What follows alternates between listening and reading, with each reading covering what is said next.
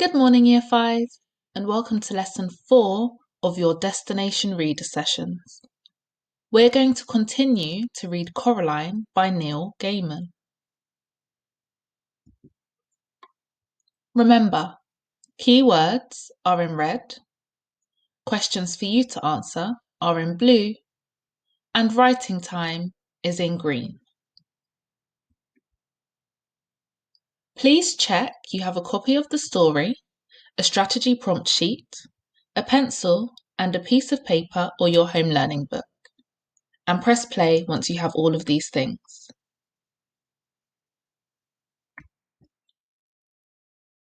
Coraline by Neil Gaiman. We're going to begin with strategy number 2, asking questions. As you did yesterday, I would like you to think about why good readers ask questions. Make a note of your ideas on your piece of paper or in your home learning book, and then press play once you are ready to continue.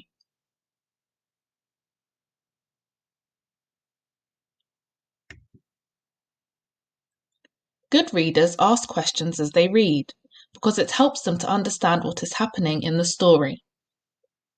Asking questions also keeps the reader interested and makes them want to read more. Well done if you remembered this. Let's take a look at today's vocabulary. Native. Native, which is a place of origin or growth. Clamber. Clamber, which is an awkward climb or movement. Inherit. Inherit, which means to get something by legal right from a person at his or her death. Horizon. Horizon, which is the line at which the Earth's surface and sky appear to meet. Make sure you have a look out for some of these words as we read today. We're going to begin reading. We're on Chapter 3, page 29. I will read and you will follow along, and we will stop at points to ask questions. The next day, the sun shone, and Coraline's mother took her into the nearest large town to buy clothes for school. They dropped her father off at the railway station. He was going into London for the day to see some people. Coraline waved him goodbye. They went to the department store to buy the school clothes. Coraline saw some day-glow green gloves she liked a lot. Her mother refused to get them for her, preferring instead to buy white socks, navy blue school underpants, 4 grey blouses and a dark grey skirt. But Mum, everybody at school's got grey blouses and everything. Nobody's got green gloves. I could be the only one. Her mother ignored her. She was talking to the shop assistant. They were talking about which kind of pullover to get for Coraline and were agreeing that the best thing to do would be to get the one that was embarrassingly large and baggy, in the hope that one day she might grow into it. Coraline wandered off and looked at a display of Wellington boots shaped like frogs and ducks and rabbits. Then she wandered back. Coraline, oh, there you are! Where on earth were you? I was kidnapped by aliens, said Coraline. They came down from outer space with ray guns, but I fooled them by wearing a wig and laughing in a foreign accent, and I escaped. Yes, dear. Now I think you could do with some more hair clips, don't you? No. Well, let's say 6 to be on the safe side, said her mother. Coraline didn't say anything. In the car on the way back home, Coraline said, What's in the empty flat? I don't know. Nothing, I expect.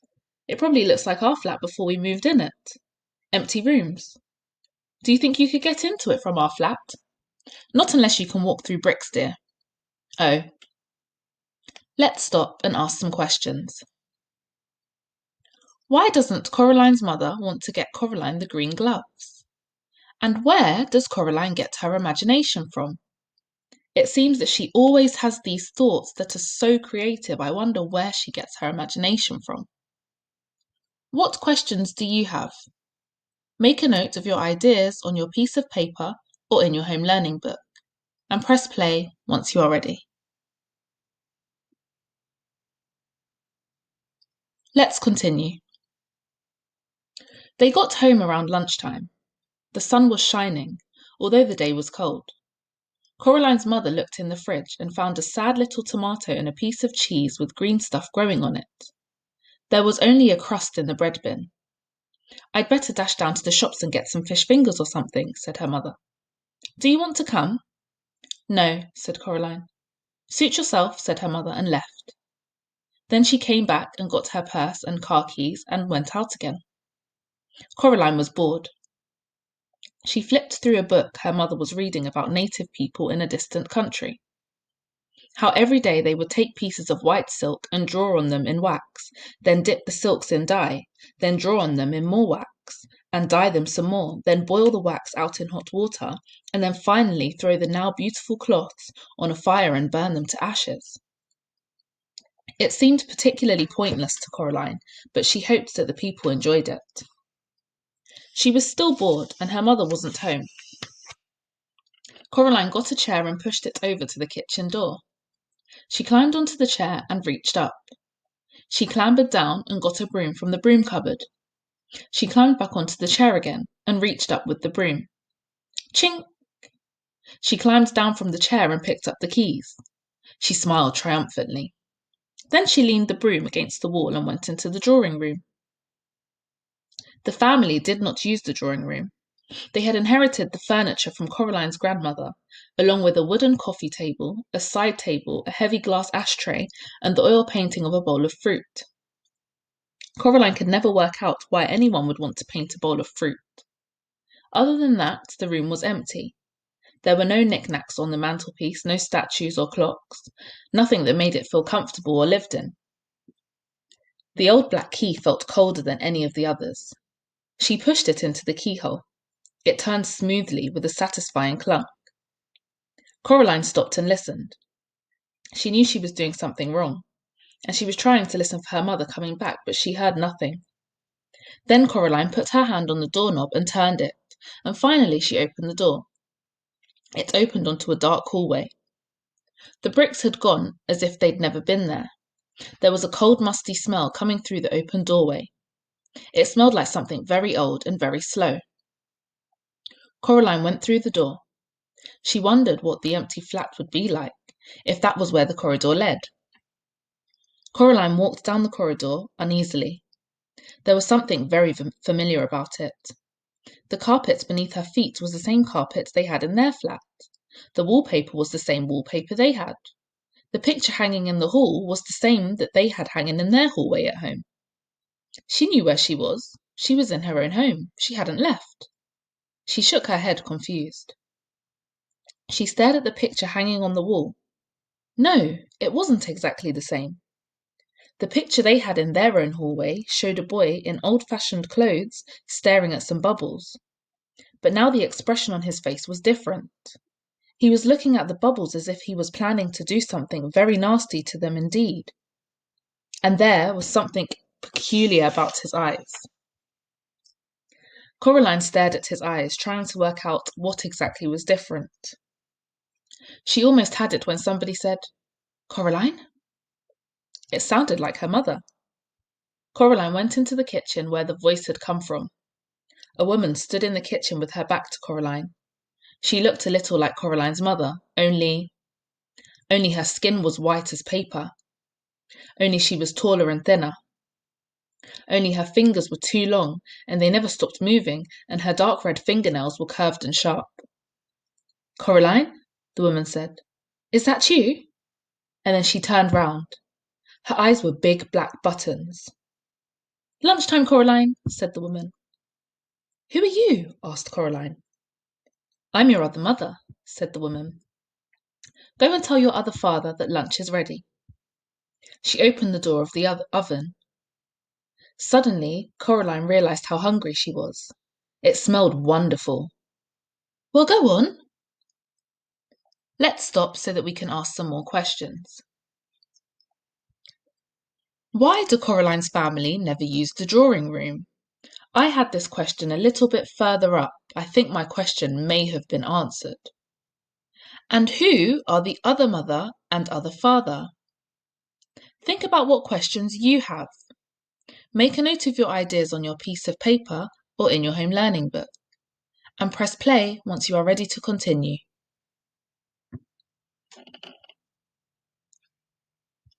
Well done. Coraline went down the hall to where her father's study was. She opened the door. There was a man in there, sitting at the keyboard with his back to her.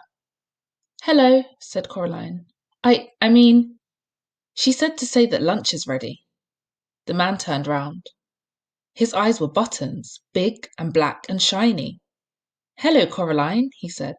I'm starving. He got up and went with her into the kitchen. They sat at the kitchen table and Coraline's other mother brought them lunch. A huge golden brown roasted chicken, fried potatoes, tiny green peas. Coraline shoveled the food into her mouth. It tasted wonderful.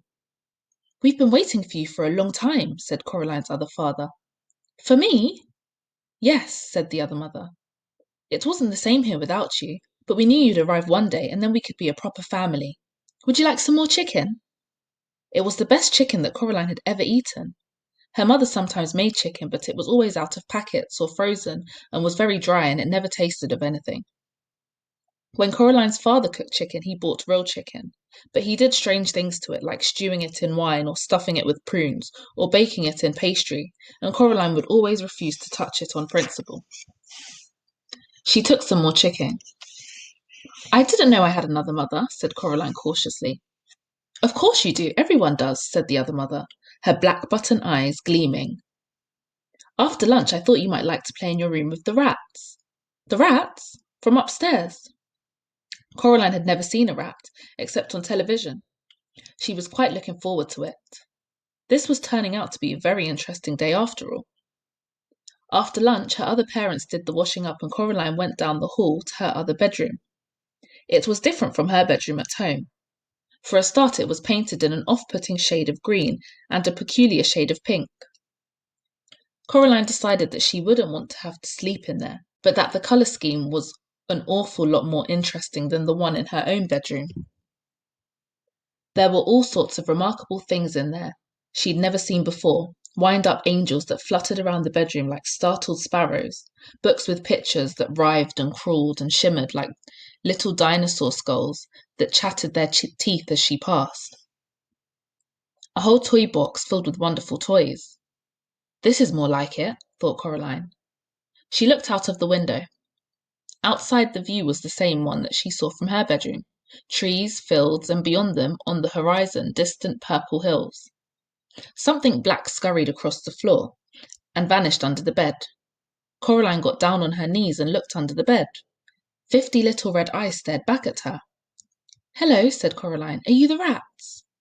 They came out from under the bed, blinking their eyes in the light. They had short soot black fur, little red eyes, pink paws like little hands, and pink hairless tails like long smooth worms. Can you talk? She asked. The largest black of the rats.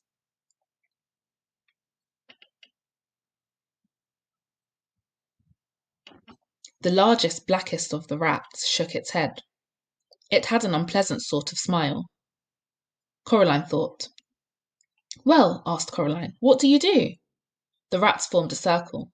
Then they began to climb on top of each other, carefully but swiftly, until they formed a pyramid with the largest rat at the top. The rats began to sing in high, whispery voices. We have teeth and we have tails. We have tails, we have eyes.